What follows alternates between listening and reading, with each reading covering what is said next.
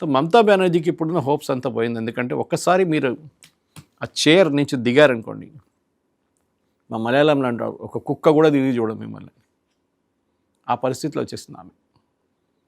యూసుఫ్ పఠాన్ ఆలోచించి అట్లాంటి వాళ్ళు తీసుకొచ్చారు. శత్రుఘ్న్ సిన్హా, ఒకడు కీర్తి ఆజాద్ ఒకడే మిగిలాడు, వాడొక్కడే అక్కడి నుంచి బో అంటున్నాడు. కానీ వాడు కూడా ఏ రోజు పోతాడో తెలియదు మనకి. కానీ ఆయన బీజేపీ వైపు వెళ్ళాడు, ఎందుకంటే ఆయనకి పాతక అరుణ్ జైట్లీతో జరిగిన గొడవ మీకు గుర్తుంటుంది. దాని తర్వాతనే పార్టీని తీసి బయటపడేశారు వాళ్ళు, బీజేపీ వాళ్ళు. సో బీజేపీ వాళ్ళు ఎప్పుడు తీసుకోరు కూడా ఆయన్ని. సో ఇప్పుడున్న పరిస్థితుల్లో వీళ్ళు సపరేట్ బ్లాక్గా కూర్చుంటారు. కానీ మమతా బెనర్జీ ఫ్యూచర్ ఏంటనే అదే పెద్ద ఒక క్వశ్చన్ మార్క్గా మిగిలిపోయింది. ఏంటి సార్ అంటే రిపోర్ట్స్ ఏం సజెస్ట్ చేస్తున్నాయి? సోనియా గాంధీ ఎలాంటి అష్యూరెన్స్ ఇచ్చారంటారు? వైస్ ప్రెసిడెంట్ పదవి ఇచ్చారంట, ఆఫర్ చేశారంట.